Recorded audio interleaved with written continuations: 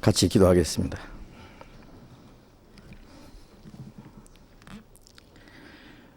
우리를 사랑하시는 자비로우신 하나님 우리 아버지, 우리의 영혼을 영원한 죄와 죽음의 권세에서 구원해 주신 것을 감사드립니다. 우리에게 영원한 생명과 소망을 주시고 그 영원한 나라를 기업으로 허락해 주신 것을 감사드립니다.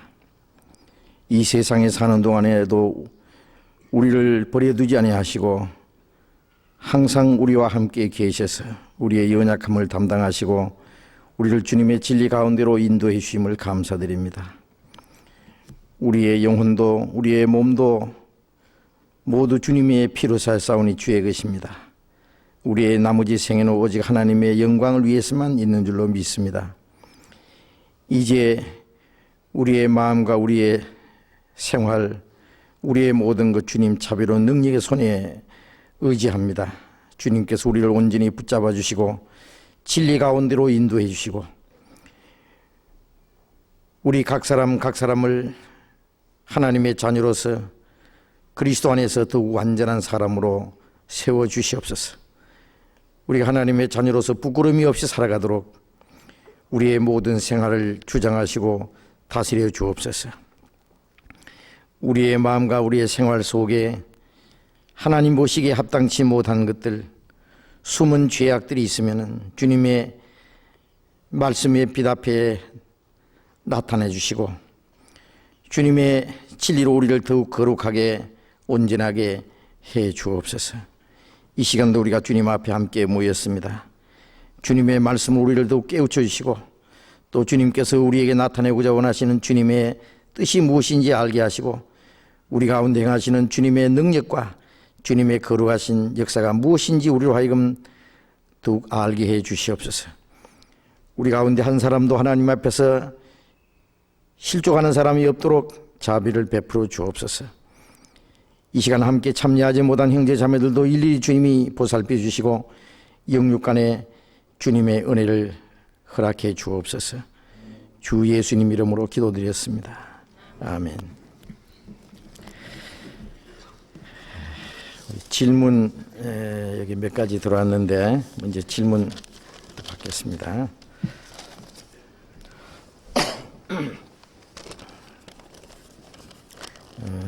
팩스로 보내주신 것이 있는데 질문하실 분 계시면은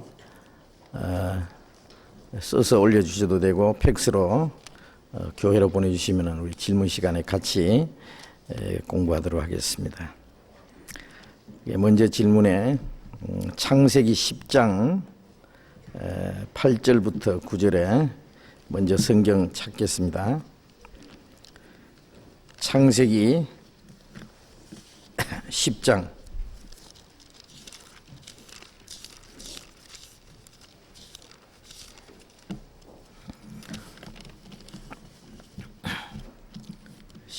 8절 9절을 보면은 먼저 읽겠습니다. 구스가 또 니므롯을 낳았으니 그는 세상에 처음 영걸이라. 그가 여호와 앞에서 특이한 사냥꾼이 되었으므로 속담에 이르기를 아문은 여호와 앞에 니므롯 같은 특이한 사냥꾼이로다 하더라.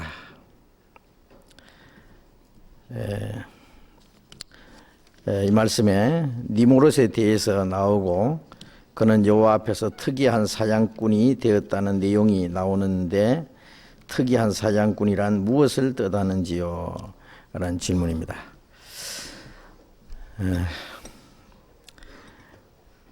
우리가 이 창세기를 공부하는 가운데 여기 특별한 사람이 여기 한 사람 나와 있습니다. 니므롯, 함의 자손, 즉 아브라함의 세 아들 셈, 함, 야벳 중에서 함의 아들 중에서 니므롯이라는 사람이 나타났는데 그는 세상에 처음 영걸이라 그랬습니다. 세상에 나타난 처음 영웅이라는 뜻입니다. 아주 특별한 사람이에요. 우리가 역사적으로 보면은 참 그 영웅이 될 만한 사람들, 아주 특별한 그런 인물들이 있습니다. 정치가도 있고 사상가도 있고 어떤 특별한 혁명가도 있고, 그게 좋은 일로서 특별한 일을 한 사람이 있는가 하면은 아주 악한 그런 모습으로 나타난 사람도 있는데, 여기 처음 연글로 나타나 있는 이 사람은요, 니무롯이라는 사람은 여기 아주 폭군이고 압제자,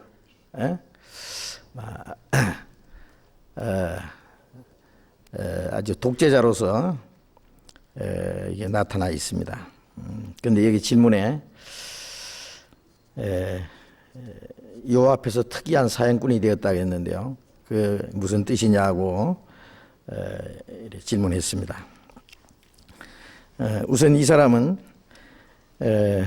여기 이 사람이 무슨 일을 했는지 자세히는 나와 있지 않지만은 나온 내용 중에서는 10절에 보면은 그의 나라는 니무롯을 말합니다.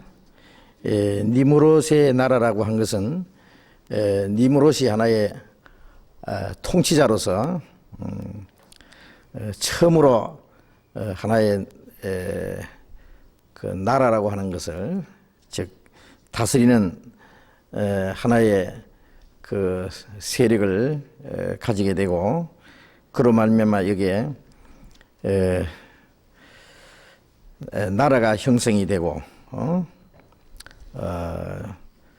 하나의 그 인간 세력이 만들어지는 것이 나오는데, 그의 나라는 시날 땅의 바벨이라고 해요. 바벨. 거기에서 바벨탑을 쌓고 거기에 역사적으로 아주 굉장한 바벨론 제국을 세우는데 이 사람이 하나의 시조가 된 겁니다. 창시자라고 할 수 있는. 우리가 이 바벨탑을 쌓은 것이 창세기 11장에 나오는데, 바벨탑을 쌓을 때에 이 큰 역사를 하는데 여기는 어떤 지도자가 있는 겁니다. 이것을 하도록 지시하고, 그걸 위해서 아마 설계도 하고 계획도 세우고, 그것을 하도록 다스리는 사람이 틀림없이 있어야 됩니다. 이 사람이 바로 니무롯입니다. 사람으로 하여금 똘똘 뭉쳐가지고 바벨탑을 쌓게 하고 그 대꼭대기를 하늘에까지 닿게 하자. 인간으로서 엄청난 일을 하겠다는 겁니다. 하나님만 큰 일을 하시는 것이 아니라 인간도 똘똘 뭉치면은 무엇이든지 할 수 있다고 하는 그 사상입니다. 옛날 어떤 영웅이라든지 어떤 정치가, 어떤 특별한 사상가나 혁명가들은 자기들의 방법대로 자기들의 어떤 사상이나 어떤 그 힘으로 무엇이든지 할 수 있다고 하는 그런 생각을 가졌습니다. 그런데 하나님이 사람을 만드시고 사람은 하나님의 그 계획과 목적 안에서만 살도록, 그리고 하나님만 의지하고 살도록 그렇게 하셨는데, 사람이 하나님 없이 무엇이든지 할 수 있다고 생각하는 것은 그것이 바로 교만이고, 그 인간 세력을 모아가지고 그것을 결국 하나님을 도전하고 대적하는 그런 일을 하게 되는 겁니다. 그런데 여기 니무롯이 최초의 그러한 인물이었습니다.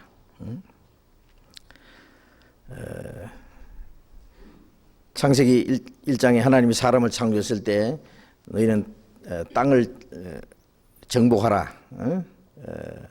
온 땅에 흩어져 살아라 그럽니다.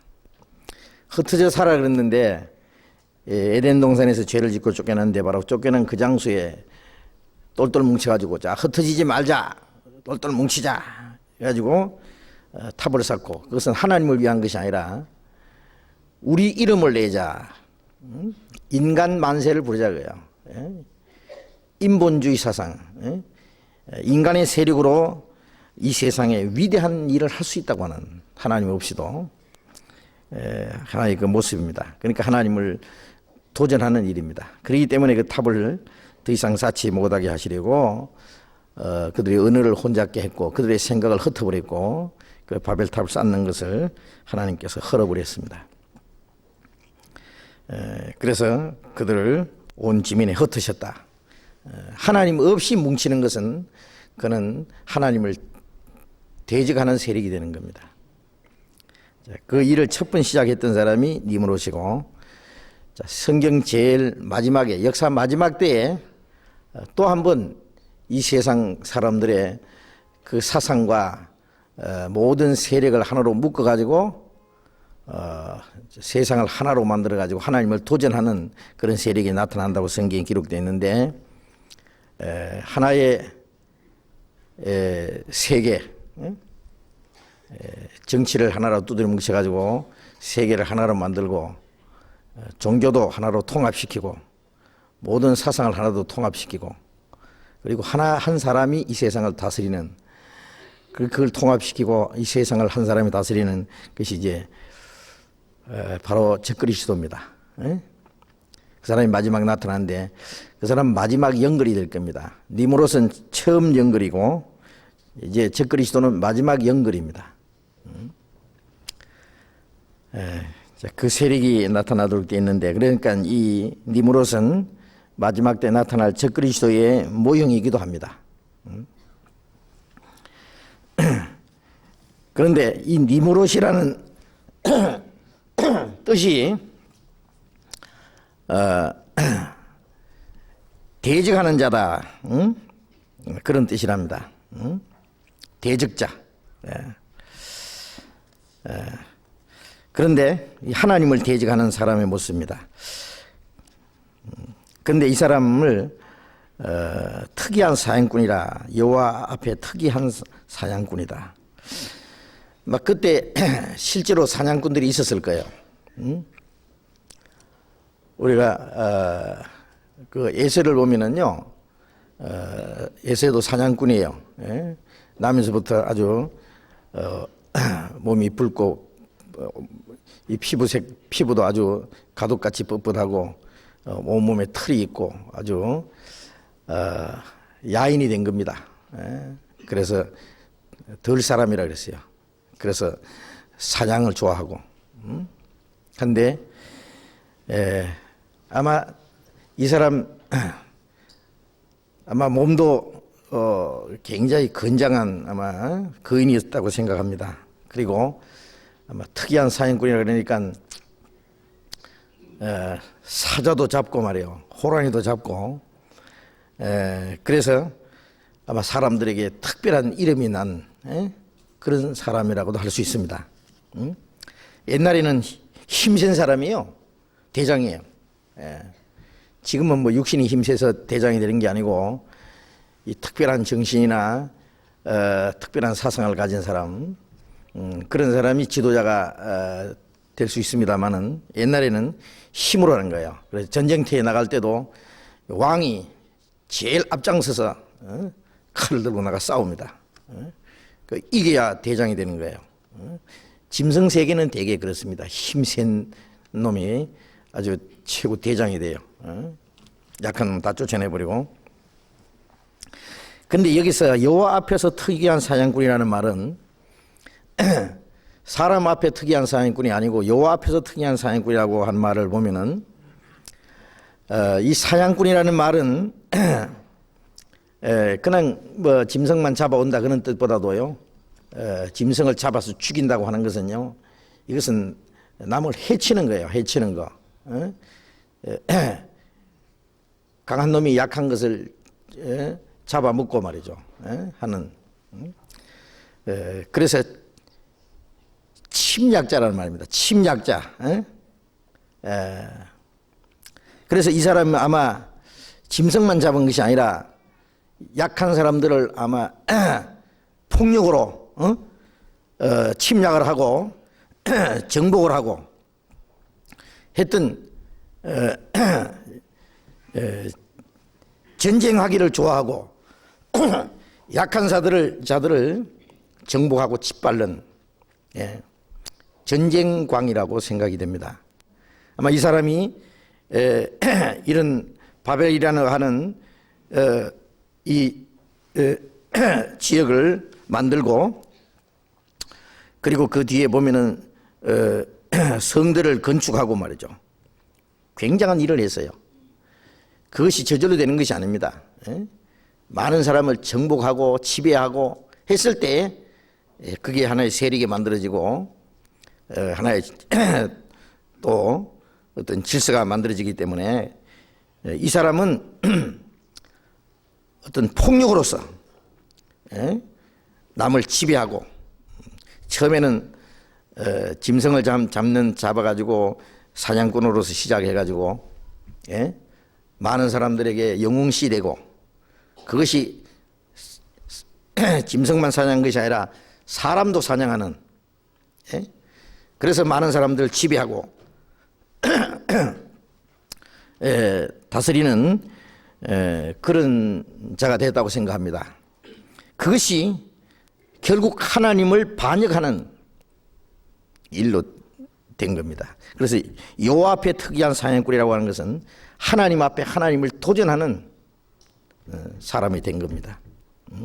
여기 사냥꾼이라고 하는 것은 반역자라, 침략자라, 폭력자라 하는 그런 뜻으로도 생각할 수 있습니다. 그래서 하나님을 대적하는 세력, 나중에 바벨탑을 쌓은 건 하나님을 대적하는 세력이거든요. 그래서 인간 세력을 만들어 가지고 그것을 하나님을 대적하는 하나의 독재자가 된 겁니다. 그래서 요 앞에 특이한 사형꾼이라고 하는 것은 하나님을 대적하는 자가 됐다는 그런 뜻입니다.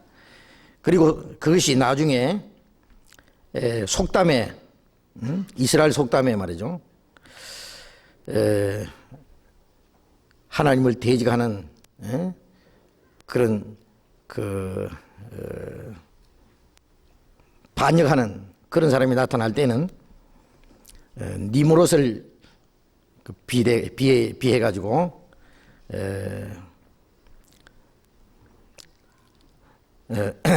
아문은 여호와 앞에서 니므롯 같은 사람이다. 니므롯 같은 특이한 사형꾼이다. 그렇게 그 속담이 생겼습니다. 저 사람은 니므롯 같다. 우리 어떤 사람 보면은 뭐 저 사람 히틀러 같다 그러잖아요. 아주 그런 잔인하게 말이죠. 남을 지배하고 막 강제로 남을 다스리고 하는 그런 세력을 보면은 뭐 저놈은 히틀러 같은 놈이라든지 뭐 시자 같은 무조건 정복하려고 하는 사상을 가지고 있다든지 그렇게 말하듯이 하나님을 반역하고 도전하고 그리고 하나의 그 어떤 폭군으로서 나타나서 사람을 지배하고 자기의 세력을 만들려고 하는 사람이 나타나면은 그런 사람을 지칭해서 니므롯 같은 사냥꾼이다. 하나님 앞에서 그렇게 말을 했다고 생각합니다. 그래서 이 사람은 세상에 처음 나타난 인간의 영웅으로서요, 폭력으로서 많은 사람을 다스리고 그래서 독재자가 되고 세상적으로는 위대한 그런 일을 한 겁니다. 인간적으로 바벨탑도 쌓고 나중에 이 바벨론을 건설하는데 하나의 이 사람이 시조가 됐다고 할 수 있으니까요. 그 사상을 심어준 하나의 시작이라고 했으니까 물론 거기서 바벨론 지역이 세워졌다는 건 아닙니다. 나중에 거기서 바벨론 세워졌습니다.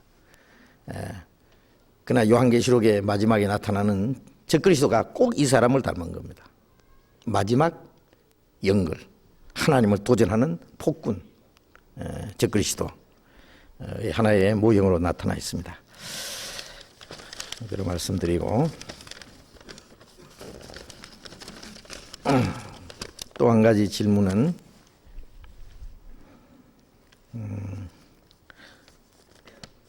구약에서 이스라엘 백성들은 지은 죄를 사함받기 위해 정한 짐승을 데려다가 안수하고 그 피로 제사 드렸다는 내용에서의 안수,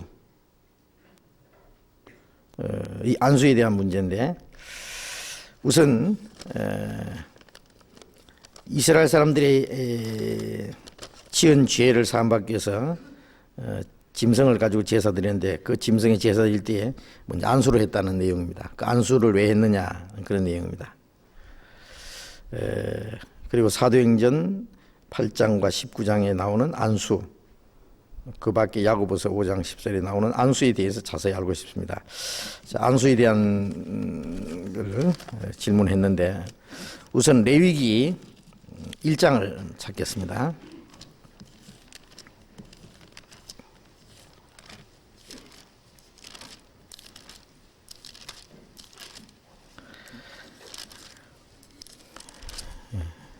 레위기 1장 3절, 그 예물이 소의 번제이면은 흠없는 수컷으로 회막문에서 여호와 앞에 연납하시도록 드릴지니라. 그가 번제물의 머리에 안수할지니 그리하면은 연납되어 그를 위하여 속죄가 될 것이라. 하나님 앞에 속죄제를 드리는데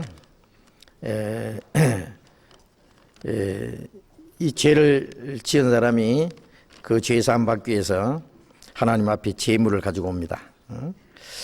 흠 없는 수컷을 이제 가지고 와서 하나님 앞에 번제를 드리는데, 하나님께 연락하시도록 드릴지니라. 하나님께 제사 드려도 하나님이 하나님 받으시지 않으면 뭐 아무 소용이 없죠. 그래서 하나님이 연락하시도록 드리는데, 그 하나님께 연락하시도록 드리는 위해서는 그가 그 번제물의 머리에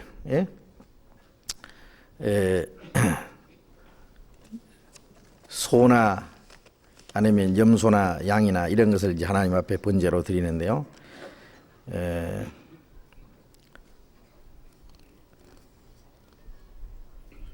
그 번제물의 머리에 안수를 하라고 했어요. 이게 짐승인 것 같으면은 짐승 머리에 이제 그 제물을 가져온 사람이 머리에다가 안수를 합니다. 그가 번제물의 머리에 안수할지니 그리하면은 그 제물이 하나님께 연락이 되어서 그를 위하여 속죄가 된다 그랬어요. 그럼 이 안수를 해야만 이제 연락이 돼요. 그러면 안수한다는 게 뭐냐? 이 안수하는 것은 이제 몇 가지 뜻이 있습니다. 안수한다는 것은요, 이 안수를 할 때예요, 이 사람이 지은 죄가 이 안수를 통해서 이리로 이제 전가되는 거예요. 이쪽에 있는 죄가 이쪽으로 넘어가는 거예요. 이 안수함으로써 이렇게 넘어가는 거예요. 그래서 이 사람 죄가 이 짐승에게 이제 짊어지는 겁니다. 담당시키는 거예요. 그러니까 안수한다는 것은 아마 이렇게 안수할 때 막 어느 정도 안수인지 모르지만 막 눌렀는지도 모릅니다. 막 이 죄를 말이죠, 막 뒤집어 씌워가지고 막 꽉 집어넣는 거예요, 거기다가. 그러니까 이 죄를 몽땅 짊어졌죠. 그러니까 이 짐승이 죽는 거예요. 이제 왜? 이 죄를 짊어졌으니까. 이 전가되는 거예요. 이것은 물론 그 짐승은 훗날 우리 죄를 대신 담당하실 예수님의 모형입니다. 양이나 염소나 송아지, 그 짐승이 인간의 죄를 대신 짊어질 수 있다는 것이 아니고 예수님이 우리 죄를 대신 짊어지고 담당하실 것을 말하는 겁니다. 그래서 하나님께서 우리 무리의 죄악을 그에게 담당시켰다. 예수님에게 하나님이 안수를 하셨을 거예요. 이쪽 사람을 여기다가 우리 죄를 예수님에게 전가시킨 겁니다.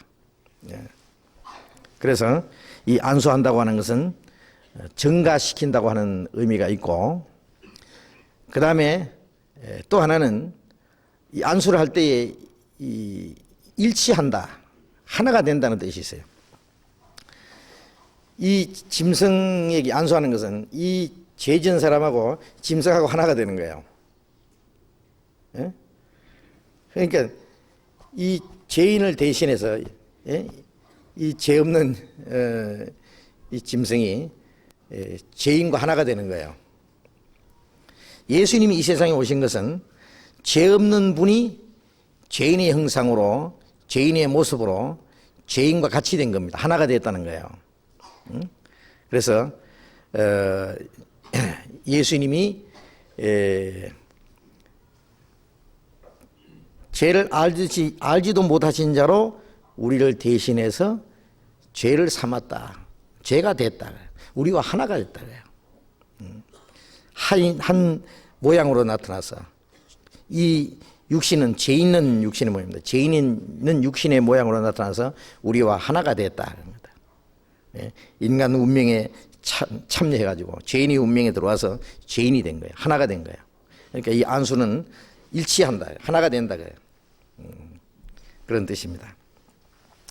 그래서 구약시대는 짐승이 그들의 죄를 대신해서 죽고 희생이 되므로 그들의 죄가 전가돼서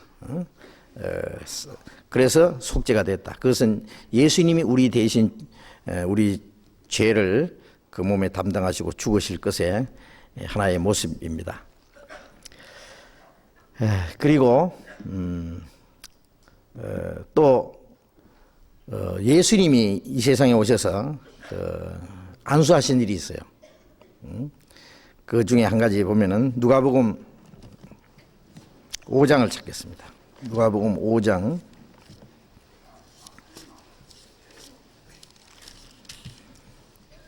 누가복음 5장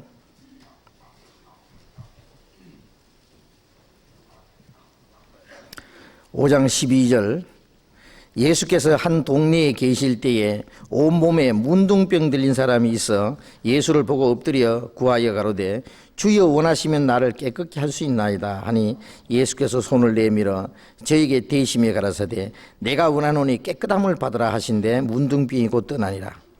온몸에 문둥병 들린 사람이 예수님께 와서 고쳐주시기를 간구했습니다. 주여 원하시면 나를 깨끗게 할 수 있나이다. 이 사람 기도가 특이하죠. 이 사람 문둥병자가 깨끗함 받기 원하는 것이야 오죽하겠어요. 그러나 무조건 고치십시오가 아니라 주님이 원하시면, 저를 깨끗게 해주시기를 원하시면 주님을 깨끗게 할 수 있는 능력이 있습니다. 예수님이 원하고 말고 내가 원하노니 깨끗함을 받아라 그러셨는데 말씀으로만 하시지 않고 손을 내밀어 문둥 환자에게 대시고, 손을 내밀어서 문둥 환자에게 된다는 것은 좀 어려운 일입니다. 문둥병자하고 악수하자 그러면 기분 좋겠어요? 안 좋죠. 예수님이 그 문둥 환자에게 손을 댄다고 하는 것은요, 그 문둥 환자를 참으로 불쌍히 여기고 사랑하는 그 마음의 표시인 동시에 그보다 더 중요한 것은 그 문둥 환자라고 하는 것은요, 죄인을 가르칩니다. 죄인. 우리는 하나님 앞에 문둥 환자와 같이 더러운 죄인들이요. 문둥 환자는 건강한 사람과 같이 살 수 없고 저 사람 없는 데서 혼자 떨어져 살다가 죽을 때까지 있든지 아니면 문둥이만 사는 문둥이 꼴자에 가서 죽을 때까지 거기서 있든지 해야 됩니다. 이것은 깨끗지 못한 자는 그 죄인을 가르쳐요. 아무도 그게 거룩한 곳에 들어가지 못한다. 깨끗지 못한 것이나 속된 것이나 그런 것은 아무도 들어가지 못한다. 어린 양의 생명책에 기록된 자들 뿐이라 예수님의 피로 깨끗하게 된 사람들만 들어가는데, 이 문둥 환자는 하나님 앞에 그 죄인의 모습입니다. 죄인의 모습. 그래서 문둥 환자를 깨끗하게 해주는 것은 죄인을 깨끗하게 해주는 것을 가르치는데, 우리가 구원받을 때 영적인 문둥이가 깨끗해지는 거예요. 근데 예수님이 그 문둥 환자에게 말씀으로만 했어도 되는데, 손을 내밀어 대했다고 하는 것은 아까 말씀드린 대로 네 죄는 내가 담당하고, 죄는 그저 안 사해져요. 반드시 그 죄값을 대신 치러야 돼요. 그러니까 이 안수하는 것은 네 죄는 내게로 오고, 내 피가 너를 깨끗하게 할 뿐 아니라 내 의가 너를 의롭게 한다. 하나가 되는 거예요. 안수할 때에 예수님이 문둥병자가 하나가 되는 거예요. 어떻게 하나 되느냐? 안수함으로써 그 문둥병자의 그 더러운 죄는 예수님이 짊어지고 죽으시고, 그게 하나가 된 거죠. 문둥병자 그 죄인하고 예수님하고 하나 된 거예요. 또 이 사람, 이 죄인은 예수님과 하나가 되는 거예요. 예수님의 그 능력으로 제사함 받는 동시에, 예수님이 대신 짊어지고 함으로 자기가 죄 없이 지는 동시에 예수님의 의가 그쪽으로 전달돼 가지고 그 사람이 의롭게 되는 거예요. 그래서 하나가 되는 겁니다. 주님이 운명을, 그 죄인과 운명을 같이 하시는 겁니다. 그래서 일치가 된다, 증가한다, 안수한다고 하는 것은 그런 중요한 의미가 있습니다. 그리고 이제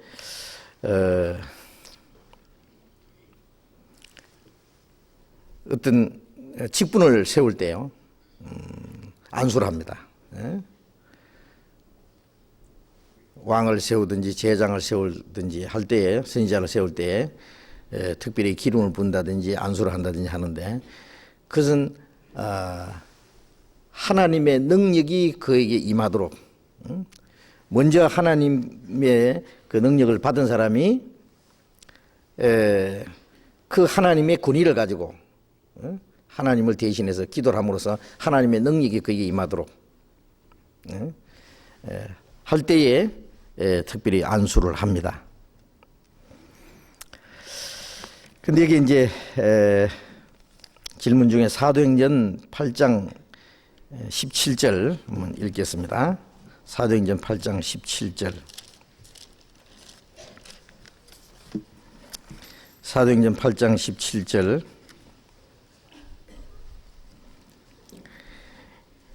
이에 두 사도가 저희에게 안수함에 성령을 받는지라. 시몬이 사도들이 안수함으로 성령 받는 것을 보고 돈을 들여 가로되 이 권능을 내게도 주어 누구든지 내가 안수하는 사람은 성령을 받게 하여 주소서 하니, 베드로가 가로되 네가 하나님의 선물을 돈 주고 살 줄 생각했으니 네 은과 네가 함께 망할지어다. 여기에 베드로와 요한이 사마리아의 하나님의 말씀을 받았다는 말을 듣고 내려가서 복음 전하러 간 것이 아니라 이 복음을 이미 듣고 구원을 받은 사람들인데, 그 사람들이 내려가서 두 사도가 저희에게 안수하니까 성령을 받았다 그랬어요. 안수하니까 성령을 받았다. 근데 시몬이라는 사람이 사도들이 안수함으로 성령 받는 것을 보고 그랬어요. 성령 받는 것을 볼 수 있었다고 하는 것은요, 이건 이적으로 나타난 겁니다. 성령의 역사로 나타나는 이적이 있고, 성령이 우리의 영혼 속에 오시는 것이 있어요. 그런데 성령이 우리 영에 오실 때는 아무도 보지 못합니다. 내가 성령을 받는지 안 받는지 보입니까 그게? 로마서 8장 16절에 보면 성령이 친히 우리 영으로 더불어 우리가 하나님의 자녀인 것을 증거하신다는 말씀이 있는데, 이 성령이 우리 영에 오실 때 구원을 확신시켜주고 하나님의 자녀라는 것을 확신케 합니다. 근데 그건 아무도 몰라요. 왜냐하면 이 영에 오셨기 때문에.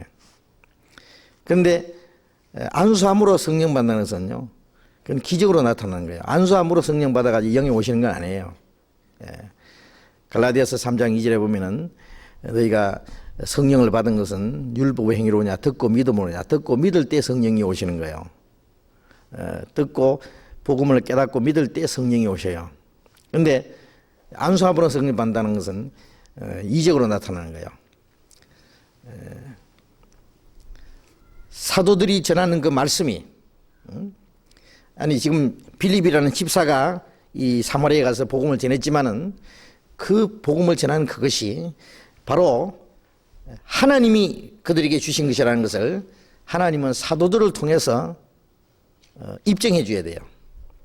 마치 서류를 쫙 만들어서 올라오면은, 예, 뭐 부장이나 사장님이 이 서류를 딱 검토해 가지고 이거 조금 잘못이 없다, 확실하다 하는 결제 도장을 딱 눌러주듯이, 빌립이 가서 복음 전했는데 이것은 하나님의 성령의 역사가 틀림없다 하는 것을 사도들이 가서 인치는 거예요. 한 가지. 그리고 하나님이 바로 그 주신 것이다 하는 것을 사도를 통해서 입증해 주셔야 되는데, 이 안수함으로 성령 받는 것은 사도들에게만 주신 권위입니다. 예? 그래서 시몬이라는 사람이 그걸 봤어요. 눈으로 볼 수 있었어요. 예. 그래서 안수함으로 성령 받을 때 이적으로 나타난 것은 가장 그 쉬운 이적으로서 방언도 하고 예언도 했다고요. 예? 갑자기 방언이 나옵니다. 알아듣지 못하는 그 말로 방언을 하고 찬송도 부르기도 하고 그런데요. 그리고 또 예언을 해요. 갑자기 하나님을 높이는 말을 한다든지 또 하나님의 말씀을 얘기한다든지, 그 하나님의 말씀으로 이제 이제까지 하나님 말씀도 모르고 그러던 사람들이 말씀을 얘기합니다. 또 어떨 때는 책망도 하고 그럽니다. 자, 그래서 그런 기적이 나타나는 것이 성령이 그들과 함께 계신다는 하나의 표로서 보여주었어요. 근데 시몬이 돈을 가져와서 내게도 그 권능을 주어서 나도 다른 사람에게 안수하는 사람에게 성령을 받게 해주소. 그 권능을 내게도 주십시오. 이 사도들에게 그 권능이 있었어요. 사도들에게 그 특권을 줬어요. 그래서 이 안수를 할 때는 사도들에게 주신 그 성령, 그 능력을 나타내 보이는 겁니다. 그래서 안수를 할 때는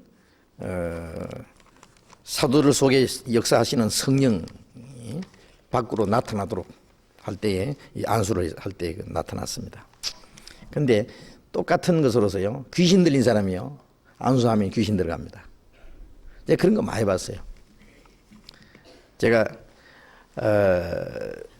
혼자 전도하러 다닐 때요, 한 번은 제가 부산에 가서 그 청년들을 모아놓고 성경을 좀 가르쳤는데요. 그 후에 제가 올라와서 다른 데 전도하러 다니는 사이에 갑자기 편지가 왔는데, 그 사람들이 막 누가 와서 기도를 해가지고 막 성령을 충만해 봤다 그래요. 막 오순절 같은 성령 역사가 나타났다 그래요. 그 이상하다. 뭐 심상치가 않아요. 무슨 오순절 같은 역사가 있느냐. 조금 이따 또 편지가 하나 왔는데 큰일 났습니다. 그겁니다. 아무리 봐도 성령 역사가 아니고 마귀 역사 같습니다. 빨리 좀 내려와 주십시오. 그래요. 급히 이제 열차를 타고 내려갔습니다. 틀림없이 심상치 않아요. 이제 그때 부산 그 광안리라는데 어떤 믿는 사람 집에서 모여서 성경 공부했는데, 그 집에 딱 들어가자마자 그 집 안에서 막 방언하는 소리가 들리고 야단이 떠들썩해요. 딱 들어가니까 한 사람이 방 가운데 탁 누웠고, 쭉 돌아 앉아가지고 막 방언으로 막 기도를 하고 막 야단입니다. 딱 들어가면서 느낀 것이 이게 마귀 역사입니다. 완전히 마귀 역사입니다. 그래서 큰 소리 쳤습니다. 무슨 짓이냐고, 정신 차리라고. 귀신 받아가 성신 줄 알고 귀신 노릇 그만하라고 막 소리 지르면서요. 딱 끝이죠. 그래서 성경이 딱 펴놓고는 성경에 있는 마귀 역사에 대해서 쫙 쳐다서 얘기했어요. 이거 마귀 역사라고. 누가 있는가 했더니 저 부산 금령산 밑에 기도원이라는 거 하나 만들어 놓고 있는 전도사 한 사람, 김전도사라는 사람이 와서 성신 받게 해준다고 해서 안수를 했는데 전부 뭐 받은 거예요. 안수하니까. 어떤 사람은 방언도 하고, 어떤 사람은 뭐 환상도 보고, 어떤 사람은 온몸이 찌릿찌릿하고, 예? 뭘 다 받았는데 전부 귀신 받았어요. 큰일 났대요. 그래서 쫙 얘기하니까 그 잘못된 걸 이제 알았어요. 알아가지고 다 이제 그걸 받았더라도 그 잘못인지로 알고 돌이키면은 떠나요. 예. 그 자기가 받은 것을 끝까지 성신이라고 고집하면은요, 귀신이 안 나가요. 그런데 잘못인 걸 알고 돌이키면은 귀신이 떠나요. 근데 거기 있는 사람은 다 고쳤는데 문제가 어떤 그 중에 아가씨 하나가요. 이제 그 안수를 딱 받자마자 이제 못이 들어왔어요. 그래가지고는 막 온몸이 찌릿찌릿하고 막 손이 막 채채한다고 안수신을 받았다고. 그러니까 자기 집에 쫓아가서 자기 어머니한테 머리에다가 안수해 버린 거예요. 어머니가 획 돌아버렸어요. 그만. 완전히 미쳐버렸어요. 교회당 다닌 지 얼마 안 된 사람인데 어머니가요. 완전히 그냥 미쳐버린 거예요. 그냥. 이 정신병 이상이 아니고요. 귀신이 들어가 버린 거예요. 그래서 막 이상한 짓을 하고 그러니까요. 그 교회에서 그 어머니 다니는 교회에서 이 귀신 내쫓는다고 사람을 먹이지도 않고 잠도 안 재우고 그래가지고 막 안찰한다고 두들겨 해가지고요. 온몸이 그냥 멍이 드는 거예요. 예? 눈에 귀신 들어갔다고 눈을 막 눌러가지고요. 눈이 전부 멍이 들어가지고 안경 쓴 것처럼 이래. 예. 시험이 되어 있고요. 목에 귀신 들었다고 막 목을 눌러가지고 목이 전부 막 멍들었고요.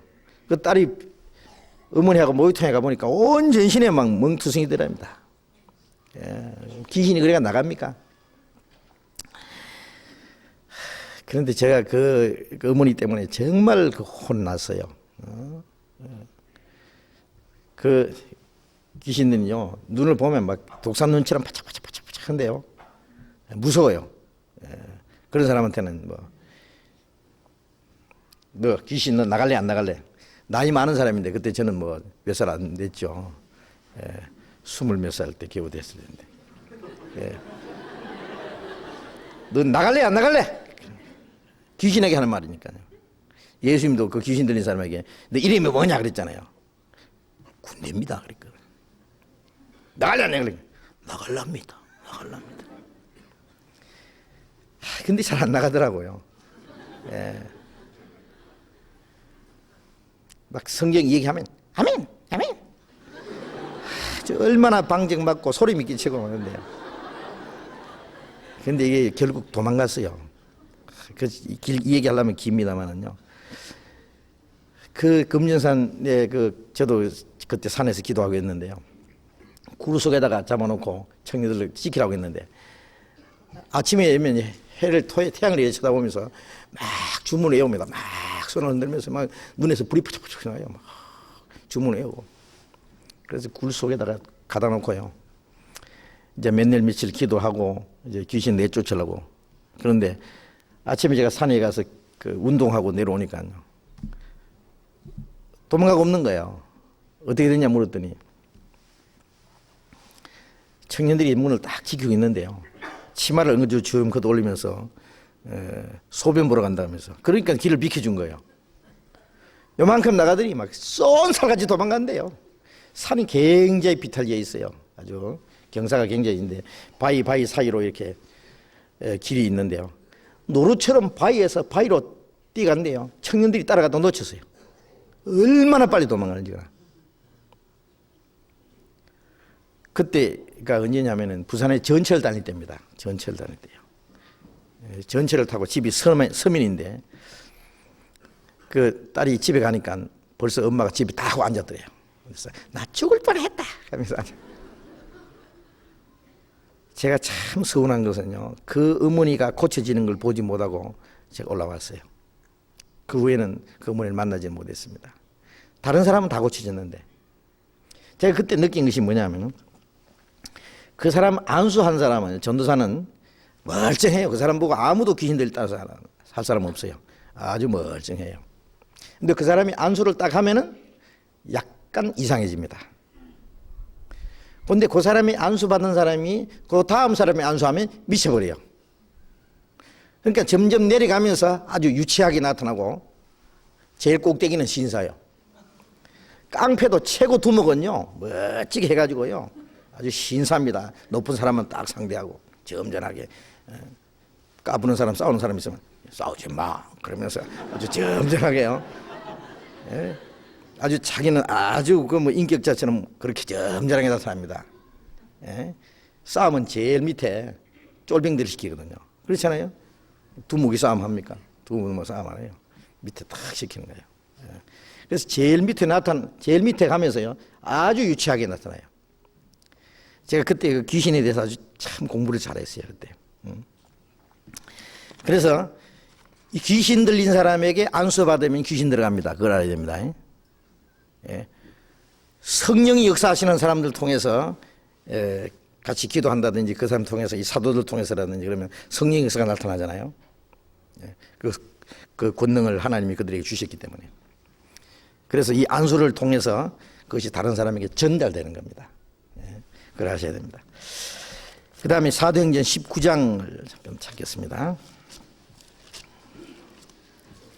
사도행전 19장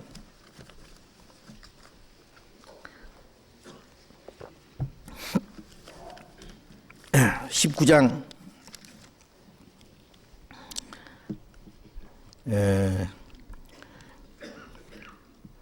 5절 읽겠습니다. 저희가 듣고 주 예수의 이름으로 세례를 받으니 바울이 그들에게 안수하며 성령이 그들에게 임하심으로 방언도 하고 예언도 하니 모두 12사람쯤 되니라. 아까 같은 내용입니다. 아까는 베드로와 요한이 안수를 했고 안수를 해서 성령을 받았다는 말씀이 있는데 여기는 좀 더 자세하게 바울이 에베소에 있는 사람들에게 말씀을 전하고 거기 있는 사람들이 주 예수 이름으로 세례를 받고 그리고 안수를 하니까 성령이 그들에게 임하심으로 방언도 하고 예언도 하니 모두 12사람쯤 되나. 이것이 이적으로 나타난 거니까 방언이나 예언으로 나타납니다. 하나의 기적으로 나타난 거예요. 지금은 누가 이걸 흉내 내가지고요 안수하여서 방언 성신 받는다 그러면 그건 완전히 거짓입니다. 그걸 알아야 됩니다. 이 사도들 시대에는요 아직 신약이 기록되지 않았을 때입니다. 유대인들은 예수를 그리스도가 아니라고 해서 십자가 못 박아 죽였고 가만히 생각해 보세요. 하나님의 택한 백성이라는 유대인들은 예수를 그리스도 아니라고 해서 십자가 죽였어요. 이방인들은 유대인 아닌 이방인들은 하나님도 모르고 구약 성경은 그들이 가지고 있지도 않고 신약은 아직 기록되지도 않았고 그런데 하나님이 택한 이스라엘 백성들도 믿지 않는 예수를 유대인들이 그 십자가에 못 박혀 죽은 청년 목수의 아들 청년 예수가 하나님의 아들 그리스도라는 것을 이방인들이 어떻게 믿겠어요? 한번 생각해 보세요. 이방인들은 성경이라는 건 아예 구약성을 가지고 있지도 않고 신약은 아예 없고 기록되지 않았고 그들은 하나님도 모르고 아무것도 모르는 사람들이 십자가에 못 박혀 죽은 유대인들은 예수가 그리스도가 아니라고 하는데 이방인들이 그 예수를 그리스도로 믿는다는 것은 여간 어려운 일이 아닙니다. 그 이방인들에게 전도한다고 하는 것은 참으로 어려운 일입니다. 그 시대에는 이적이 없으면 전도 못하는 시대예요. 이적이 없으면. 그래서 마가복음 16장 20절에 보면은 사도들이 나가 두루 전파할 새 주께서 함께 역사하사 그 따르는 표적으로 말씀을 확실히 전가하시니라. 사도들이 나가 전파할 때 주님이 함께 역사하셔서 그 따르는 표적, 그 표적으로 말씀을 확실히 전가해요. 말씀을 전가하기 위한 하나의 보조 역할로서 수단으로서 표적이 나타났어요. 표적이. 그 당시에는 표적이 없으면 전도 못하는 시대예요. 그걸 알아야 돼요. 지금하고 달라요. 우리는 지금 표적이 안 나타나도 얼마든지 말씀을 전할 수 있어요. 왜? 구약에 많은 하나님의 역사가 있고 그 다음에 지나간 역사 이 성경에 있는 걸 자세히 우리가 성경을 통해서 믿을 수 있고 또 역사 속에서 하신 하나님의 역사 이 성경과 역사가 일치된다고 하는 그리고 전 세계에 흩어진 유대인들이 이스라엘 땅으로 돌아온 거라든지 이 역사 속에 하나님이 하시는 그 모든 일이 기적이에요. 기적. 우리는 성경을 통해서 그 모든 기적을 믿을 수 있어요. 예수님 말씀하신 대로 너희는 나를 본거로 믿느냐 보지 못하고 믿는 자는 복되도다. 보고 기적을 보고 믿는 사람이 있느냐 하면은 우리는 보지 못하고도 본 사람보다도 더 확실히 믿을 수 있다고. 확실한 말씀이 있으니까 증거가.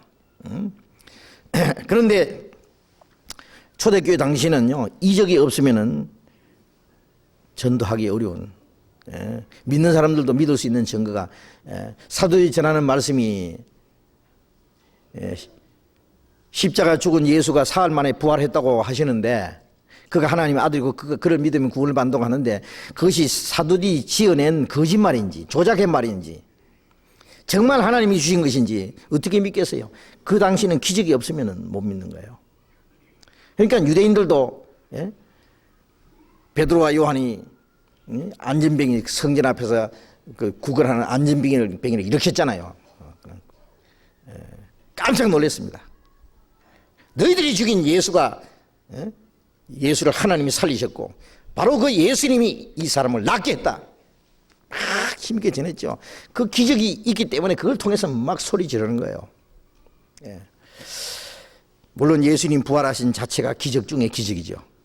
부활하신 예수님이 많은 사람에게 40일 동안 나타내 보이셨으니까 갑자기 사라진 게 아니고, 그래서 사도들과 함께 기적으로 역사하셔야 되고, 사도들이 죽기 전에 신약이 다 기록돼야 돼요. 사도들과 함께 역사하셨다는 사실이 신약 성경이 기록이 돼야 됩니다. 그래서 에베소에 있는 사람들에게 너희가 믿을 때 성령을 받았느냐 그러니까 우리는 성령이 있다는 말도 못 들었다 그래요. 성령이 있느냐고, 그런 말도 못 들었다고. 성령이 있는지 없는지도 모르는 사람에게 말로만 해가지고 안 됩니다. 성령 역사를 보여줘야 돼요. 안수를 하니까 방언도 하고 예언다고 기적이 나타났어요. 그래서 그 기적이 나타난 목적은 말씀을 믿게 하기 위한 수단입니다. 지금은 이적을 보고 믿는 시대가 아닙니다. 이제는 성경이 완전히 사도들이 죽기 전에 신약 성경이 완성이 됐고, 이제는 기록된 말씀이 전해지고, 우리 시대에 와서는 성경이 거의 다 깨달아지는 시대. 우리 시대처럼 성경을 많이 아는 시대는 없었어요. 우리가 믿음이 좋아서라든지 뭐 머리가 좋아서 성경 많이 깨닫는 게 아니고, 시대적으로 우리 시대가 가장 많이 깨닫도록 돼 있어요. 그러니까 이 성경이 확실히 전해지고 그 내용이 더 많이 그 비밀이 이제 깨달아지는 시대에서는 이적의 필요성이 그만큼 없어집니다.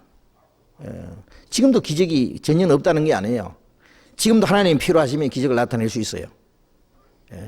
예를 들면 우리 성도들 중에 누가 병이 들었다. 어떤 사람은 병이 있는 것이 하나님 뜻인 걸 수도 있고, 그 사람이 죽는 것이 하나님 뜻일 수도 있어요. 엘리사, 구약시대 엘리사 선지자는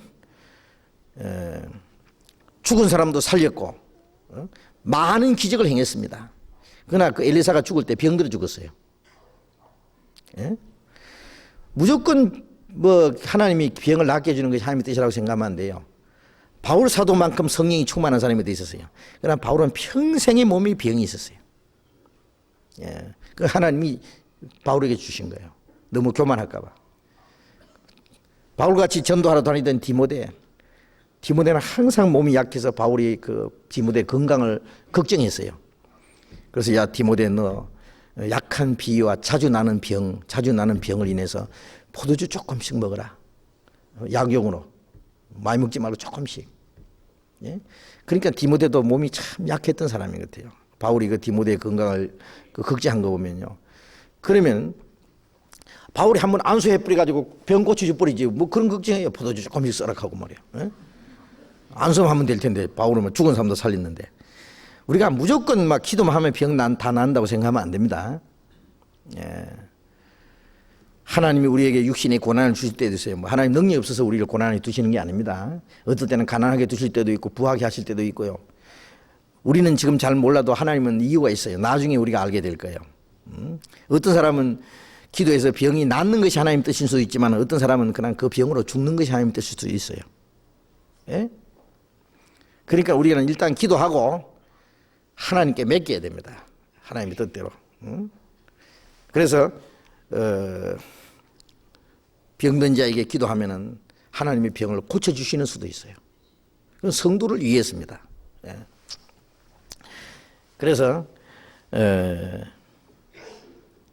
그 기적이 지금도 나타날 수 있습니다만은 사도 시대처럼 복음을 전하기 위한 수단으로 기적이 나타나든지 지금 안수하면은 뭐 방언을 받는지 지금 누가 안수해서 방언을 받고 그 성령의 역사가 기적이 나타난다고 그러면요 아마 거의 다 거짓인 줄 알면 틀림없을 겁니다.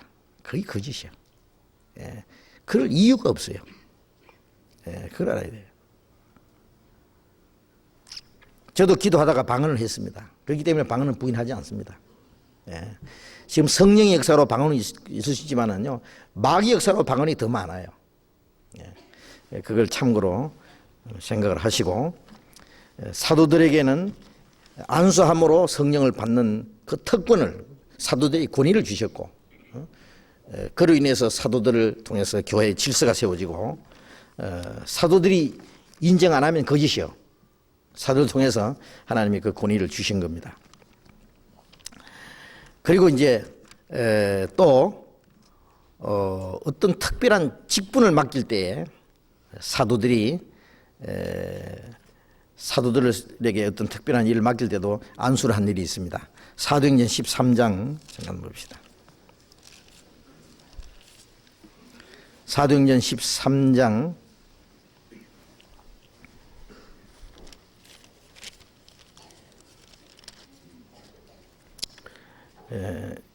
2절 보겠습니다.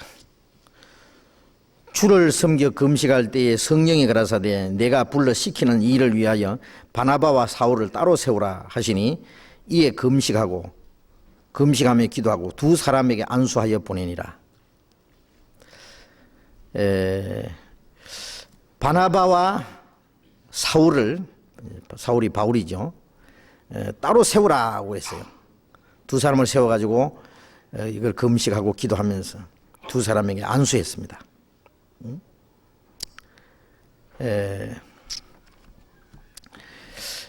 여기 어떤 특별한 직분을 맡겨서 어디로 보내야 된다든지 어떤 특별한 일을 시킬 때에 안수하는 일이 있습니다. 그건 어떤 직분을 위임하고 하나님의 특별한 거 하나님이 보낸다고 하는 하나의 표인데요. 지금 우리가 교회에서 목사님들을 세울 때 안수를 하지 않습니까? 그 안수는 하나의 형식이라기보다도 그 먼저 직분을 맡은 사람이 그 직무를 위임하는 하나의 예식입니다. 그래서 안수를 해서 안수한다고 무슨 당장 뭐 어떤 성령의 능력에 그에게 임하는 것보다도 그 직무를 위임하는 교회 앞에서 교회 이름으로 하나의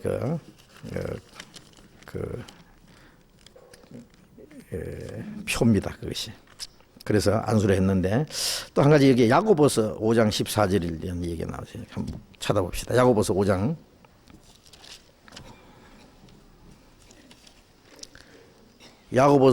14절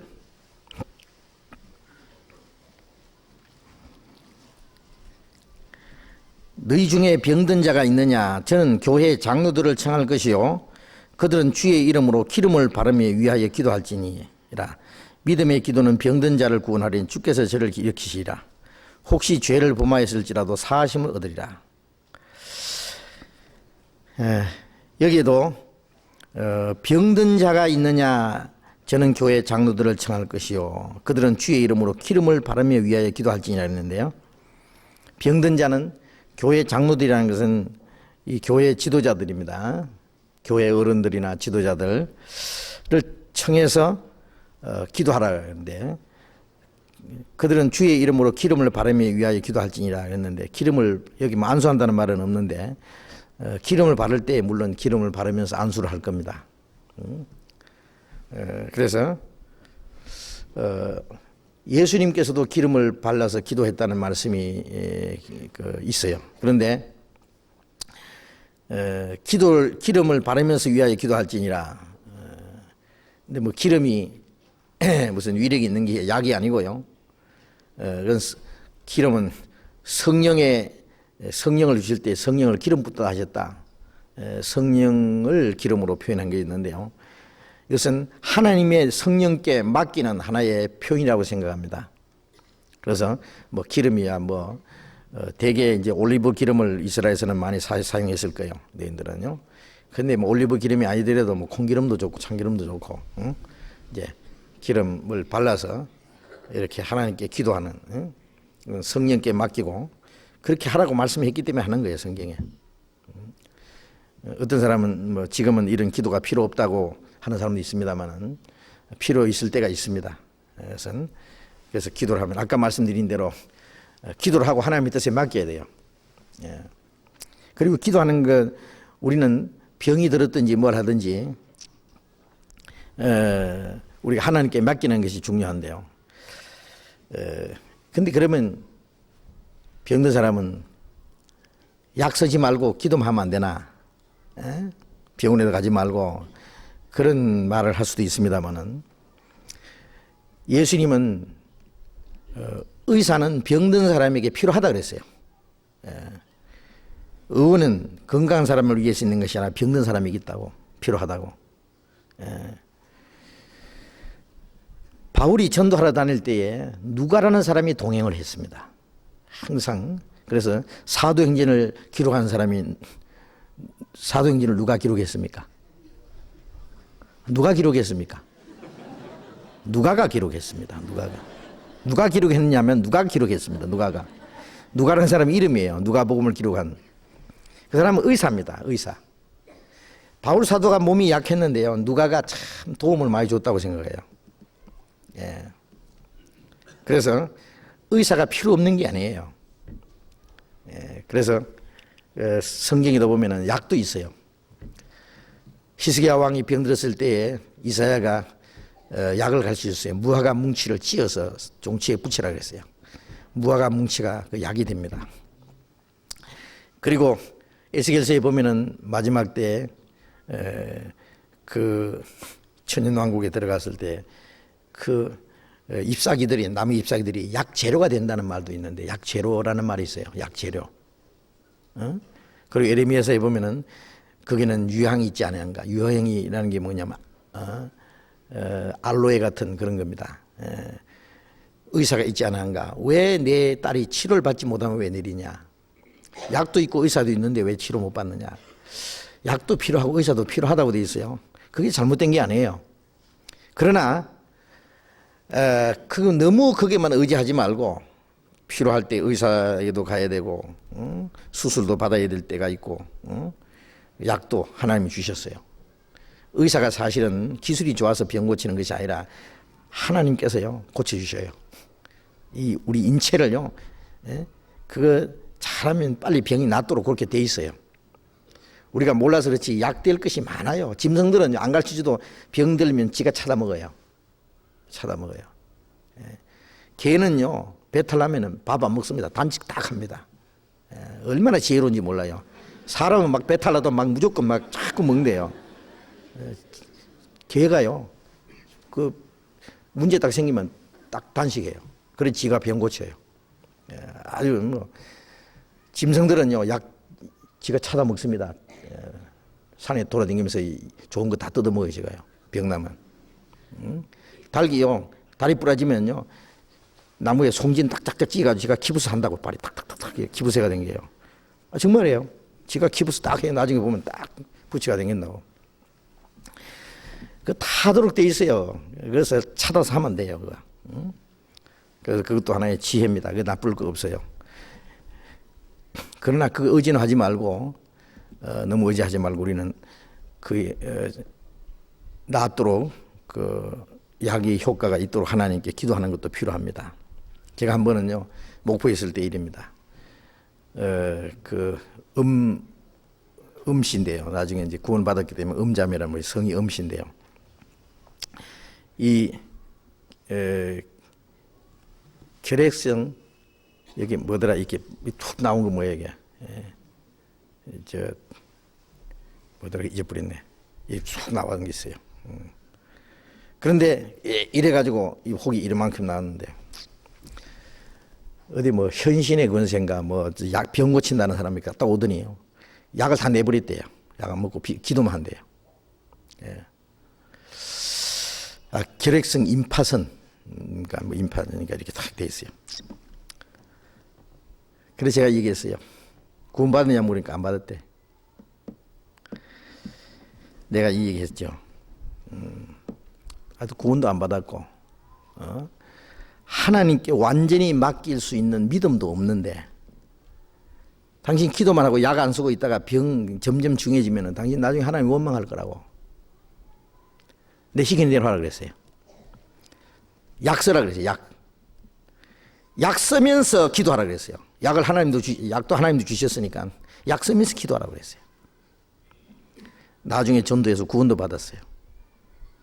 약 쓰면서 기도했어요. 깨끗이 나았어요. 정말 깨끗이 나았어요.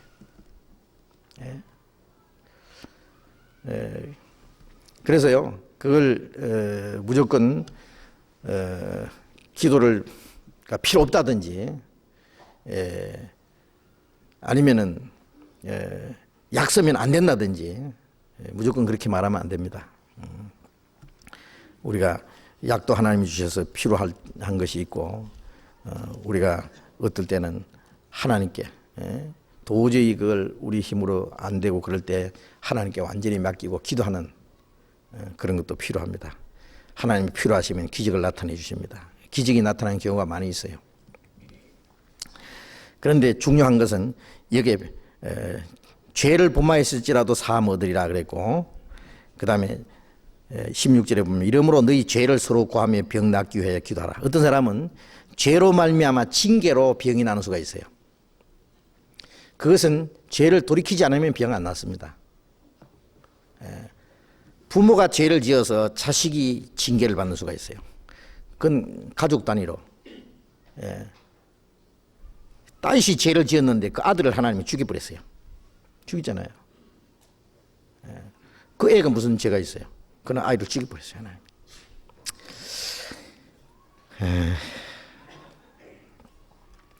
그래서 그 가정에 특별한 그런 일이 있을 때 우리가 기도할 때 무조건 기도할 것이 아니라 그 죄가 있는지 살피고, 죄가 있으면 하나님 앞에 철저히 뉘우치고 돌이키는 마음을 가지고 기도한다는 게 필요합니다.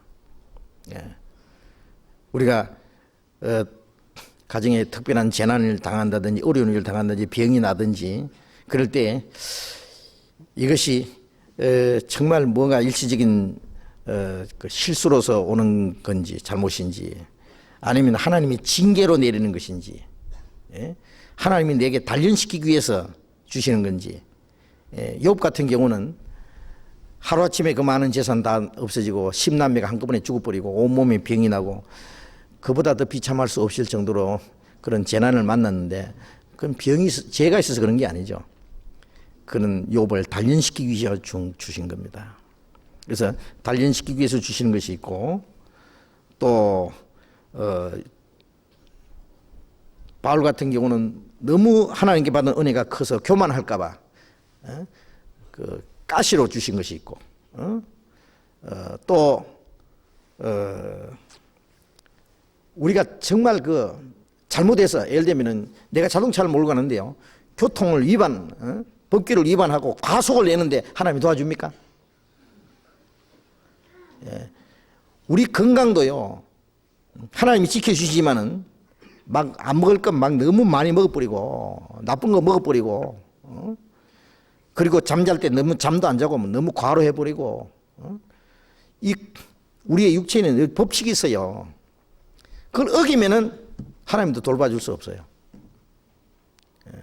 우리 운전하는 사람은 운전대를 잡고 목적지까지 오늘 무사히 도착해달라고 하나님 우리에게 기도하는 그 마음이 필요할 거예요. 어떤 사람 한다는 소리가 그랬다. 자동차 떠나기 전에 자동차 위에다가 안수를 하고 자동차 안전하게 해달라고. 그럴 필요는 없습니다만 기도는 하고 가되 교통법규 좀 지켜야 됩니다. 아시겠습니까? 무조건 막 법규 어기고 과속하고 그러면 하나님도 손 나버려요. 어떡할 겁니까? 그래서 사고 난 것은요, 자기 책임이에요. 또 까닭 없이 어떤 재난이 온다든지 병이 난다든지 그럴 때 그것이 하나님의 어떤 잘못으로 오는 징계일 수도 있어요. 물질적으로, 건강으로, 여러 가지 정신적으로, 신앙적으로 오는 그럴 때. 근데 우리가 모르는 사이에 많은 징계가 있는데요. 징계인 줄 모르고 지내요. 그게 또 문제예요. 그러니까 맨 얻어 터져요. 어떤 사람 보면요, 틀림없이 징계로 문제가 생겼는데 그걸 말해줄 수가 없어요. 당신 징계로 뭐 병이 났다든지 징계로 지금 어려움을 당했다든지 그 말을 해줄 수가 없어요. 왜냐하면 성경에 보면 미련한 자를 책망하지 마라. 그리하면 그가 너를 미워할까 하노라 했어요. 미련한 자 책망하지 마라 했어요. 도리어 미워한다고. 그 말을 못하고 가만히 놔두는데요. 그런데 그걸 못 느껴요.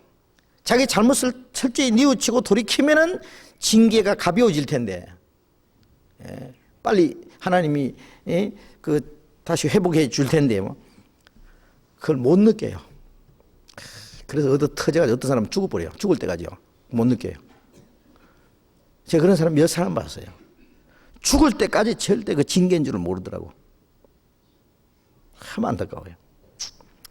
그래서 우리가 기도를 하되 우리 하나님 앞에 올바른 믿음을 가지고 잘못이 있으면 철저히 돌이키고, 죄라는 게 두 가지잖아요. 하라고 한 거 안 한 것도 죄고, 하지 말라는 거 한 것도 죄요. 도덕적으로 나쁜 짓 한 것도 죄고, 그리스도인이 마땅히 해야 될 일 안 한 것도 죄요. 예? 그런 것이 있으면 우리가 철저히 뉘우치고 돌이키면서 기도한다고 하는 게 필요합니다. 이럴 때 안수하는 것은 하나님께 맡기는 거예요. 하나님이 돌봐주시기를. 자, 이 정도로 질문 또 하나 있다. 오늘 질문을 하다 마치겠네. 응? 안녕하세요, 목사님. 저는 91년도에 구원받은 형제이고, 그리고 지금은 대학교 4학년에 재학 중입니다.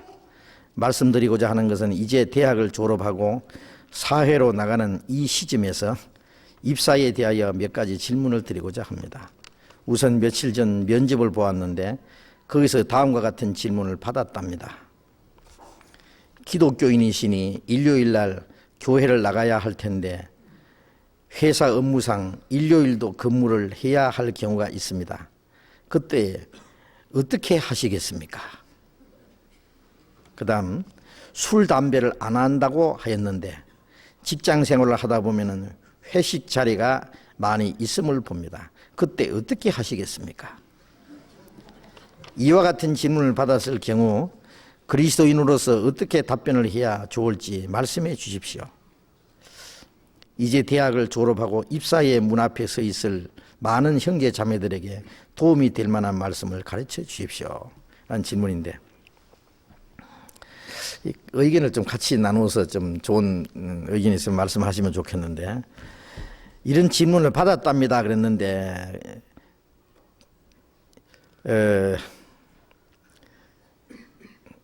이런 질문을 받았을 경우, 그래서 그 밑에 가서는 또 다 받았다는 말인지 대답은 이미 끝났는지 모르겠습니다. 어떻게 된 거예요? 그리스도인에서 어떻게 답변을 해야 좋을지. 답변을 안 했어요. 그러면 질문 받았다 그래놓고는 답변을 보류를 했는지 답변을 했는지 모르겠는데, 이제 여기 계신 분들 이럴 경우 답변을 어떻게 하시겠습니까?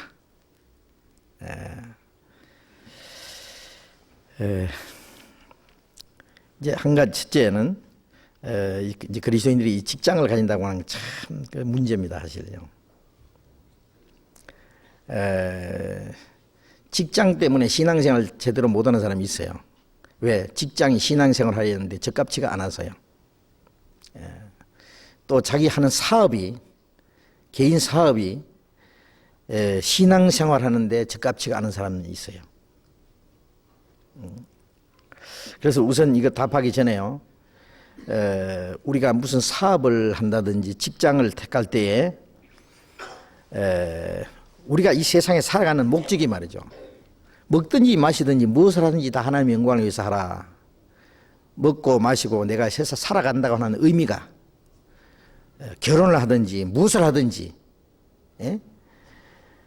이사를 가든지 직장을 가지든지 사업을 하든지, 모두가 하나님의 영광을 위해서 해야 되는 겁니다.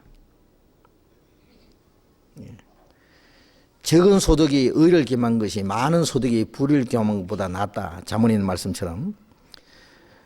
예를 들면 내가 돈을 많이 벌 수 있는 그런 일이 생겼다. 사업이 생겼다. 근데 그 사업이 신앙생활에 적합치 않으면 하지 말아야 됩니다. 신앙생활에 그게 아주 결정적으로 손해가 온다든지 신앙생활하기에 적합치 않으면 그만둬야 돼요. 내가 돈을 적게 벌어도 그게 신앙생활에 하기 적합하면 그 일을 해야 됩니다. 적은 소득이 의를 겸하는 것이 낫다 그랬으니까. 예?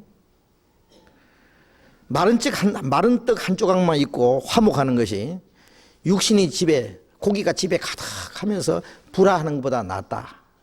그런 말씀도 있고, 큰 집에서 다투는 여인과 함께 사는 것보다도 움막에서 혼자 사는 것이 낫다. 그게 다 무슨 얘기겠어요? 큰 집에서 다투는 여자와 함께, 멋진 집에서 다투고 싸우고, 그 뭐 할 겁니까? 움막에서라도 혼자 살면 오히려 편하다. 그러니까 다투는 여인하고는, 다투는 남자하고는 살지 말고 이제 저 어디 고라방에서 혼자 살아라. 이제 무조건 그렇게 이해할 것이 아니라 우리의 마음 상태가요. 구원받은 사람은요, 이 속에 하나님 뜻대로 살고자 하는 마음이 있고 하나님 말씀대로 살기를 싫어하는 마음이 있어요. 육신이. 이 둘이 서로 다툽니다. 그리스도인이 만일 큰 집에서 산다고 하는 이것은 뭘 말하느냐면은 부유하고 수입도 많고 넉넉하게 육신적으로는 살면서 양심의 다툼이 있으면은 안 된다는 거예요. 그래서요. 양심의 그리스도인이요, 하나님의 말씀대로 살지 못하면 양심이 편안치 않습니다. 다툼이 있습니다. 예. 차라리 내가 움막에 사는 것처럼 가난하게 살아도, 어렵게 살아도 정말 주님 말씀 안에서 올바로 살면 마음이 편안한 거예요. 예? 마른 떡 한 조각만 있고, 예수님은 마른 떡 한 조각처럼 사람에게 볼품이 없어요. 예? 그러나 우리가 마른 떡 한 조각 같은 주님을 모시고 주님으로 만족하고 살지라도 육신이 집에 가득하고, 그리고 불화하는 것보다도, 그게 불화한다는 것은 뭐예요? 양 마음의 갈등을 느끼고 사는 걸 말하는 거예요. 그보다도 정말 하나님 말씀을 따라서 마음 편안하게 기쁘게 사는 것이 100배 낫다. 그래서 시편 4편에 있는 대로 주께서 내 마음에 두신 기쁨은 저희 곡식과 새 포도주가 풍성할 때보다 더하니이다. 곡식과 새 포도주가 풍성해서 그거 가지고 기뻐하는 것보다도 그런 것 없어도, 외양간에 소도 없고 무화과나무에 열매가 없고 포도나무에 소출이 없고 아무것도 없고 없어도 하박국 3장 있는 대로 구원의 하나님으로 인하여 기뻐하리로다. 정말 주님 안에서 기뻐하는 그 기쁨을 가지고 사는 것이 좋다, 그런 뜻입니다. 그래서 직장 생활도요, 정신앙 생활에 적합치 않으면 하지 말아야 돼요. 신앙 생활에 적합한 직장을 주시기를 우리는 기도해야 될 거예요. 그렇지 않겠습니까? 예를 들면은 막 1년 내에 가도 뭐 주일도 없고 수요일도 없고 교제 갈 시간도 없고 교회 갈 시간도 없고, 예? 그렇게 매일 가지고 월급은 많이 준다고 해요. 요즘에 직장들 그렇죠. 뭐 월급 많이 주는데 뭐 그냥 많이 줍니까? 밤낮 부려먹는 거예요, 그냥. 아주 진을 빼요, 사람을. 근데 고생하는 건 문제가 아닌데, 그러다 보면 신앙생활 시간이 없어요. 교회 갈 시간도 없고, 말씀 배울 시간도 없고, 교제할 시간도 없고. 그러면은 사는 목적이 없어져요, 나중에. 이거는 완전히 종이에요. 돈의 종이에요. 그래서 그건 뭐 할 겁니까? 예. 그 신앙 손해보는 걸 돈으로 보상할 수 있느냐? 보상 절대 못해요. 예. 어떤 사람 내가 돈 많이 벌어가지고 나중에 신앙생활 하겠다고요. 천만의 말씀. 돈 많이 버는 동안에 벌써 세상 돈에 실려가지고 저만큼 나가 있는데, 세상으로. 예. 지금은 신앙생활 못해도 돈 많이 벌어가지고 내가 주님을 해서 한바탕 하겠다고. 제가 그런 얘기 가끔 들어요. 그런 소리 하면요, 무슨 소리 하느냐고. 하나님이 너무 가난해서 당신이 벌어가지고 하나님 보태려냐고. 쓸데없는 소리 하지 말라고. 하나님은 당신이 돈을 원하는 것이 아니라 당신을 원한다고. 예. 바울 사도가 고린도인들에게 그랬죠. 고린도의 성도들에게. 내가 원하는 것은 너희의 재물이 아니라 바로 너희다고. 예. 우리가 하나님 앞에 올바로 신앙생활 하는 그걸 하나님 원하시지, 뭐 신앙생활을 손해 봐가면서 막 돈 몽땅 벌어가지고 하나님께 바치는 걸 원하시겠어요? 예? 자, 직장이나 우리가 사업하는 것이나 우리 뭐 공자 부모가 그 공자 교육을 위해서 뭐 이사를 뭐 몇 번 옮겼다 뭐 그런 얘기 있잖아요. 예. 자녀들 교육을 위해서도 이사를 가야 되고 뭐 어떤 부모가 큰 계획을 세우는데 우리는 신앙을 위해서입니다. 신앙을 위해서. 어떨 때는 신앙생활을 하기 위해서 이사할 때도 있어요. 자기가 사는 곳이 신앙생활하기 적합지 못하면은 신앙생활하기 적합한 장소로 이사도 해야 되죠. 육신적으로는 분리해도. 그렇지 않습니까? 어떤 사람은 신앙의 손해를 보면서도 멀리 뭐 이민을 간다든지, 이민 가는 사람이 물어봐요. 뭐 하러 가느냐고. 돈 벌러 간다고. 돈 벌어서 뭐 하려냐고. 그게 전도하러 간다든지 하나님의 어떤 계획이 있으면은요 가야 돼요. 가고 말고요. 그러나 그 계획 말고 순전히 자기를 위한 것 같으면은 그 돈 버는 사이에 하나님하고 그만큼 멀어져요. 자, 그래서 모든 그 신앙생활 하는 데다가 초점을 맞춰야 되거든요. 왜냐하면 언젠가 주님이 오시는 날 아니면 우리 생명이 끝나는 날 우리 육신적인 것은 다 사라져버리고 남는 것은 우리가 구원받아서 올바로 신앙생활 어떻게 했느냐 그것만 남거든요. 그거 가지고 주님 앞에 서요. 그래서 오늘 밤에 네 영혼을 도로 차드리니 그러면 네가 예비한 것이 누구 것이 되겠느냐. 그게 하나님 것이면 좋은데 하나님과 관계없는 것이면은 자기를 위해서는 재물을 쌓아두고 하나님께 대해서 부여치 못한 자. 그 어리석다 그랬죠. 자, 그런데 문제가 있습니다. 이건 다 알잖아요. 그거는. 그런데 정말 신앙생활하기에 적합한 일이 얼마나 되느냐. 찾기가 어렵죠. 그런 일이. 그런 직장을 찾기가 어렵습니다. 직장생활. 그래도 찾아봐야 돼요. 우리가 정말 육신이 사는 동안에는 아무런 제약을 받지 않고 자유롭게 신앙생활 할 수 있는 직장은 참 어려울 거예요. 그래서 여기 말한 대로 당신은 기독교인이니까 일요일날 교회를 나가야 할 텐데 회사 업무상 일요일도 근무를 해야 할 경우가 있습니다. 그때 어떻게 하시렵니까? 이 말씀은 이 질문은 아마 원칙적으로는 일요일날 쉬는 것 같습니다. 일요일날 도무지 쉬지 못하는 직장이라면 아예 처음부터 생각지도 말아야 돼요. 검덩이를 준다 그래도 하지 말아야 돼요.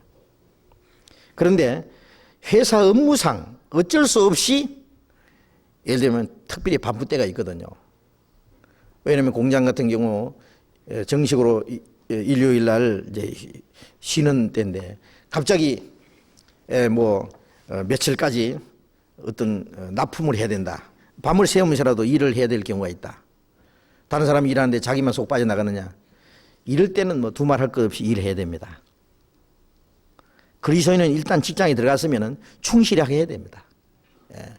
내가 일요일에 일한다고 해서 내 신앙이 없어지는 게 아니에요.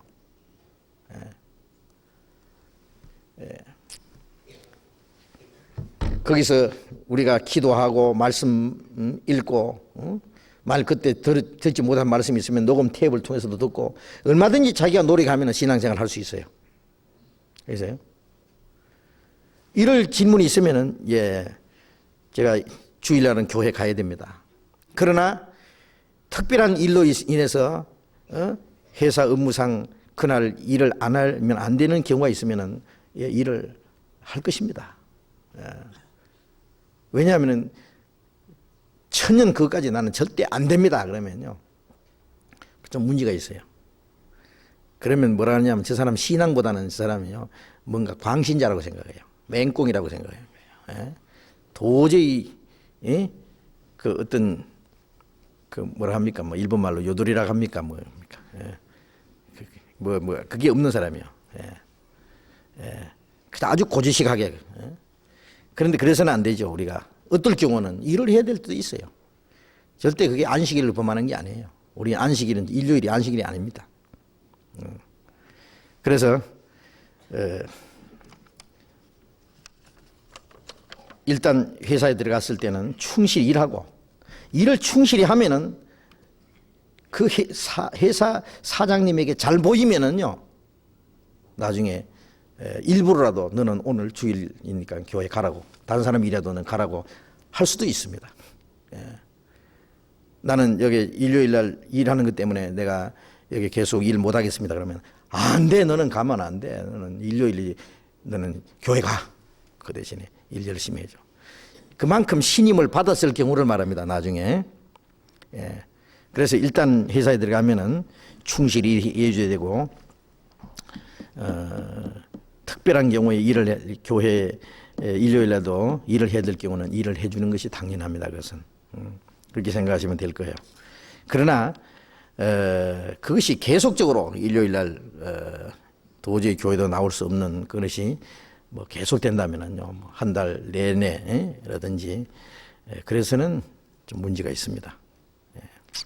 그럴 때는 이제 다른 방법을 택해야 되겠죠. 뭐 그런데 이 질문은 그런 것은 아닌 것 같습니다. 그리고 술 담배를 안 한다고 하셨는데 직장생활 하다 보면은 회식 자리가 많이 있음을 봅니다. 그때 어떻게 하시렵니까? 이게 쉽지요. 회식은 뭐 먹는 겁니다. 그 술 있고 담배 있게 먹을 게 없어요. 뭐 회식 자리에 담배 안 피우면 회식 자리에 들어오지 마. 그런 데 없어요. 요즘에는 회식 자리에서 담배 피우지 마. 그런 게 오히려 나아요. 요새는 직장에도 담배 안 피우기 운동하는데 그 담배 안 피우는 거는 뭐 문제될 거 없고 너는 담배 안 피우니까 우리 세상에 들어오지 마. 너는 남은 담배 피우는데 니네 안 피우냐. 이제 그때는 문제 삼을 사람은 없어요. 안 믿는 사람도 담배 안 피우기 운동합니다. 근데 이 술이 문제인데요. 이제 회식 자리뿐 아니라 이제 사업을 하다 보면은 뭐 손님을 대접해야 될 경우도 있고 그런 자리가 있는데 어떻게 하실랍니까 그때? 할 수 없이 그냥 홀짝홀짝 받아 잡실래요? 할 수 없이 술을 받아야 될 경우는 일단 받아놓고 저쪽에서 술 먹는데 이쪽에는 나는 술 안 먹는다고 그러면 괜히 기분 잡치잖아요. 그러니까 딱 받아놓고 땅콩만 자꾸 주워 먹어요.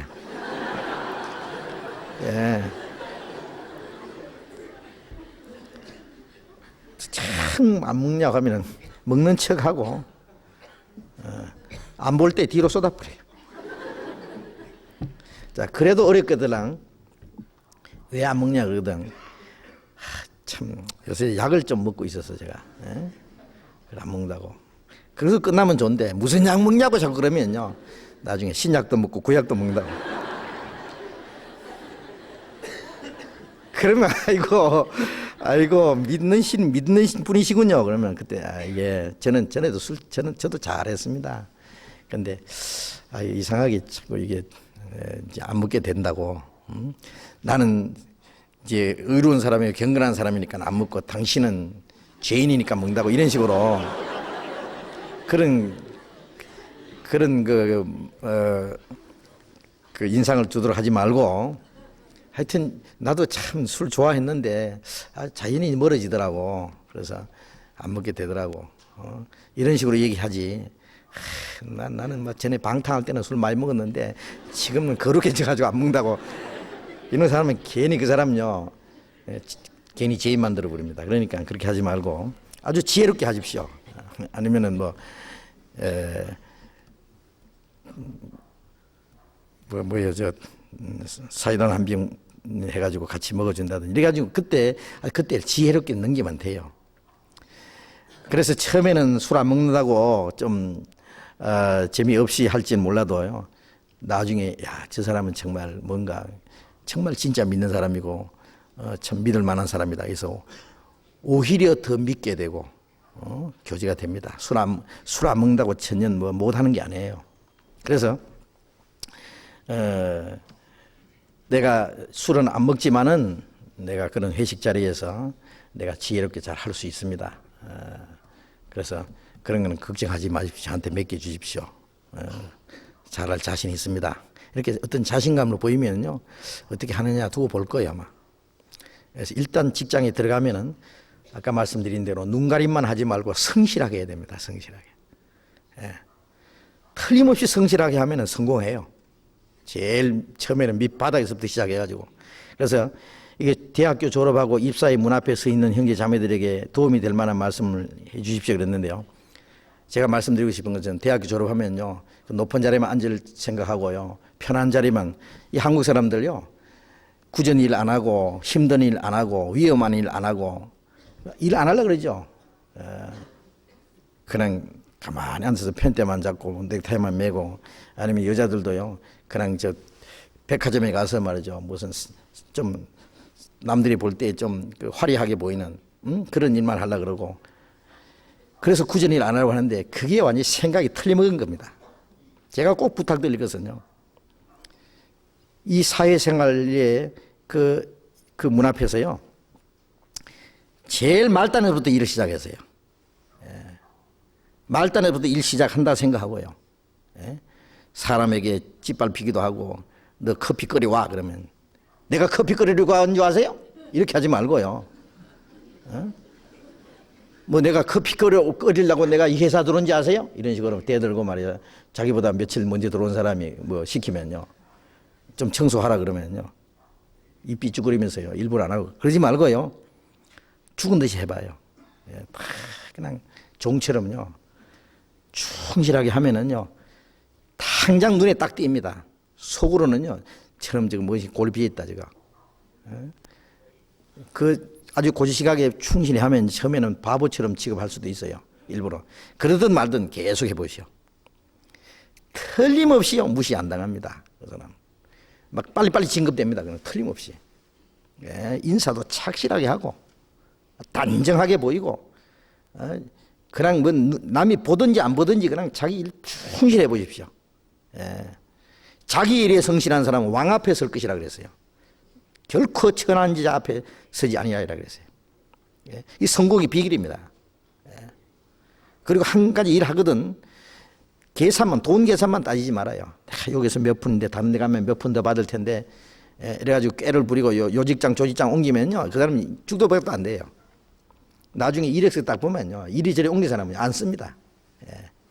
일단 딱 들어가면은요, 열심히 해요.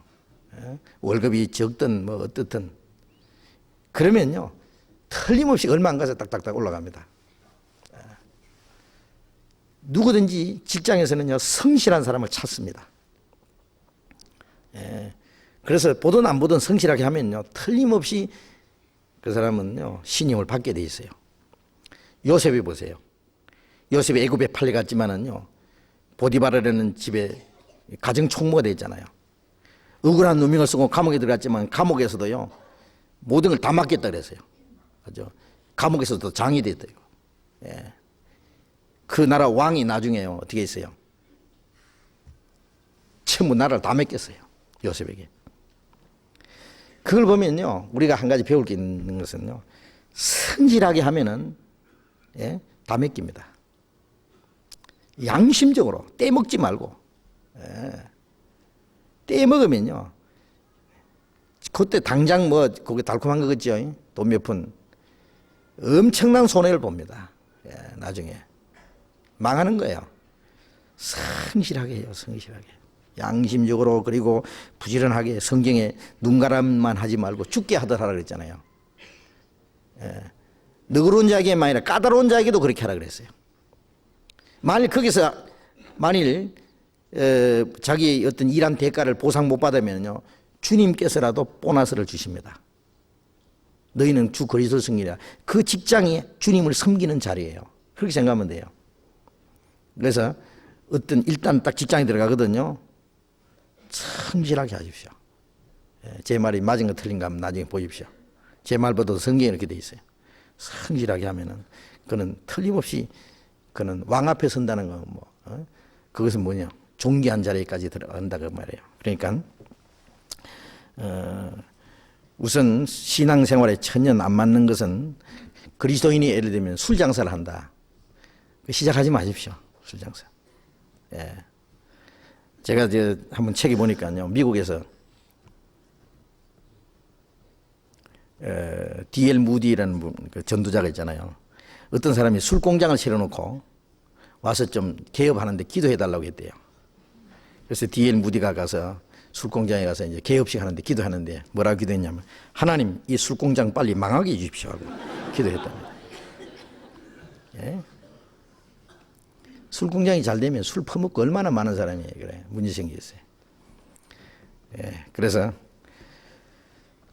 구원받기 전에 그런 장사하시던 분 참 고민한 사람이 있어요. 그래서 내가 빨리빨리 정리하라 그랬어요. 다른 업종으로 바꾸라고. 예. 그래서 신앙생활에 적합한 일을 선택하세요. 정 맞지 않으면은 꼭 바꾸도록 하셔야 됩니다. 사업하는 것도요. 그래서 구원받기 전에 이제 그 직장 생활 하시던 분들이 직장 생활이나 사업하던 분들이 그 맞지 않는 신앙이 맞지 않는 것은요 빨리 하나님께 기도하면서 신앙생활하는데 적합한 걸 달라고 기도하면서 정리하도록 노력해 보세요. 틀림없이 하나님께서 좋은 길을 주실 거예요. 혹시 육신적으로 물질적으로 손해가 있더라도 그렇게 하는 것이 옳습니다.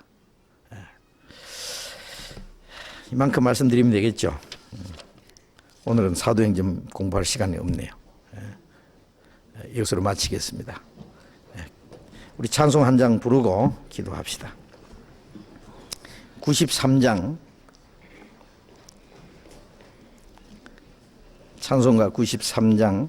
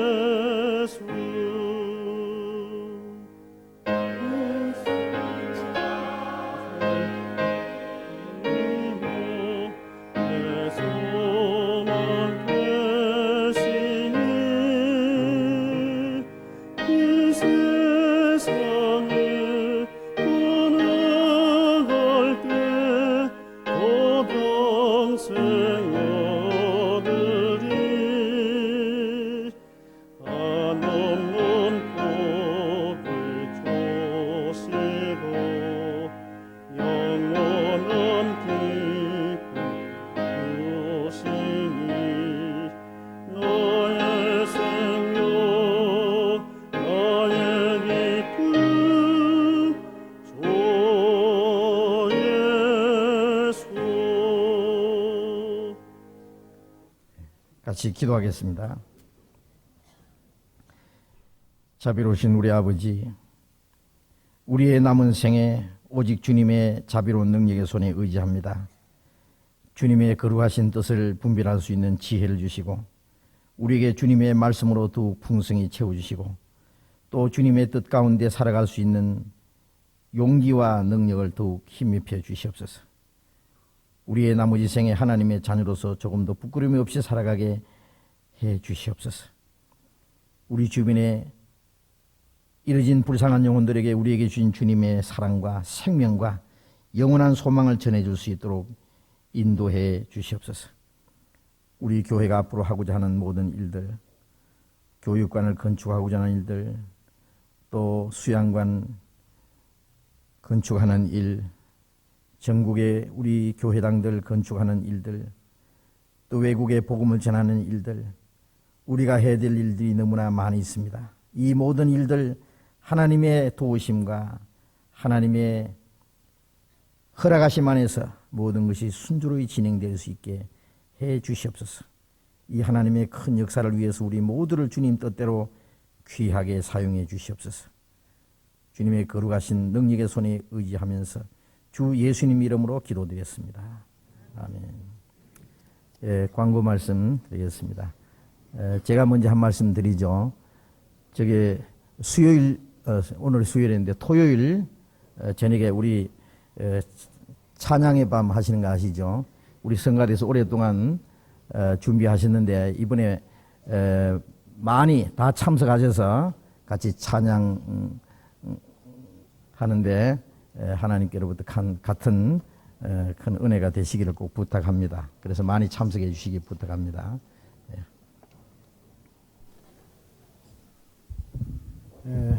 광고 말씀드리겠습니다.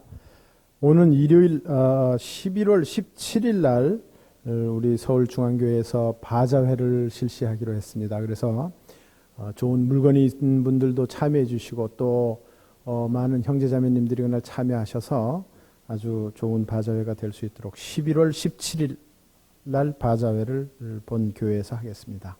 그리고 방금 목사님이 광고하셨는데요. 그날 그러니까 이번 토요일 날 수화를 배우신 형제 자매님들 수료식 행사를 아마 우리 찬양의 밤 하기 전에 1층 소강당에서 하니까요.